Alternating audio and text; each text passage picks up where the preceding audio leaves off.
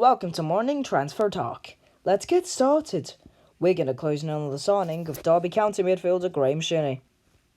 Martial has refuted Ralph Rangnick's claim that the forward refused to play for Man United.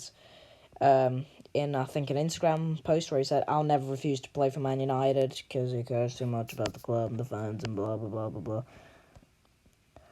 Poland appear as though they're keen on appointing former Chelsea striker Andrei Shevchenko as their next manager. Why is it always Chelsea, not AC Milan, they mention, given he was a complete flop at Chelsea?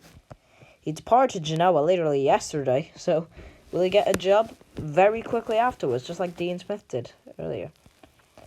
Chelsea have yet to reignite their interest in Tagliafico. Arsenal optimistic of Vlahović deal. Salah is refusing to budge on his belief that he's worth £400,000 a week to Liverpool, says the Daily Star on Sunday. And he's not wrong, because he's 100% worth that. Andy Cole, on reports that Anthony Martial refused to play in Man United on Aston Villa on Saturday, said there are always two sides to every story. Callum Davidson has already seen enough of Nadir Sivski to suggest that the Turkish striker will be a great addition to his St Johnstone side as they try to survive relegation. Chelsea target Ivan Perisic. Eriksen is set to make a remarkable return to the Premier League. Several clubs from England's top flight have approached him. Spurs must match Conte's ambition, or he'll walk. Liverpool must sort Salah's future soon. Spurs are in pole position to sign Paulo Dybala on a free transfer this summer, and presumably on a pre-contract. Arsenal offer £50 million plus Torreira for Vlahović, according to Corriere della Sera. Where did this come from, though, seriously? Many things have happened, according to Paulo Dybala, in his future, and he said he would prefer not to talk about it. Saints are in talks with Chelsea over a permanent deal for Armand Dobroja. Seemed like he could have even returned to Stamford Bridge not too long ago. And I think we all know Benitez has been sacked from Everton in the wake of yesterday's 2-1 defeat to Norwich. And we're not really going to dwell too much on that. But their targets are the likes of Duncan Ferguson, Wayne Rooney, Rudy Garcia, Graham Potter, and a few other ones, such as Frank Lampard and Roberto Martinez. If it ends up being Duncan Ferguson, it will be till the end of the season.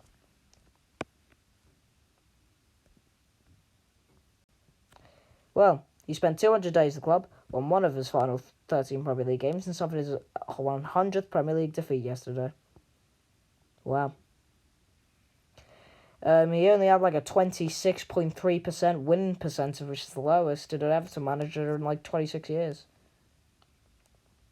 Alan Myers' choice would be Christophe Gaultier, who won the title with Lille, takes over a mediocre Nice side, and now has in second in the division. And no ties.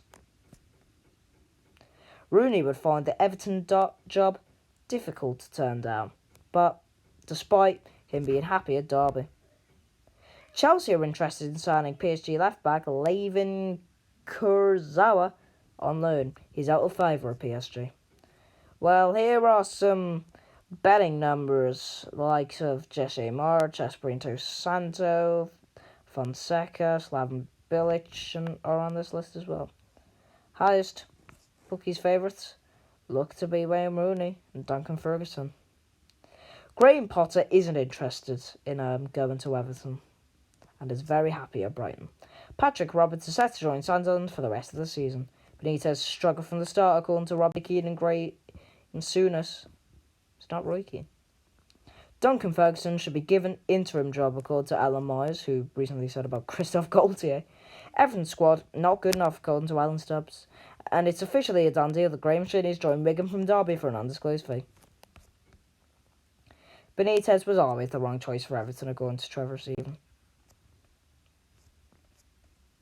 Benitez has released a statement, and you can read it here. I can't be bothered doing it myself. And that's it. Actually, maybe we will read it. He said that we knew it wouldn't be easy and that it was a big challenge, both emotionally and in terms of sport. And he said that my love for the city, for Merseyside and its people, made me accept this challenge. But it is only when you're inside that you realise the magnitude of the task. The very first day, my staff and myself worked as we always do, with commitment and full dedication. We didn't only have to get results, but we also had to win over people's hearts. However, the financial situation and the injuries that followed made things even harder. I'm convinced that it would have been better once the injured players were back and with the arrival of new signings. The road to success isn't easy, and sadly, nowadays in football, there's a search for immediate results, and there's always less and less patience. Unfortunately, circumstances have determined the results, and it won't be possible to continue this project. In any case, thanks to the board, to the staff, to the players, and to the fans who have supported us during this time. Although, to put it simply, unless you're like a League 2 club, maybe League 1, you should be winning more than 1 in 13. Bye. See you next tomorrow. See you next day.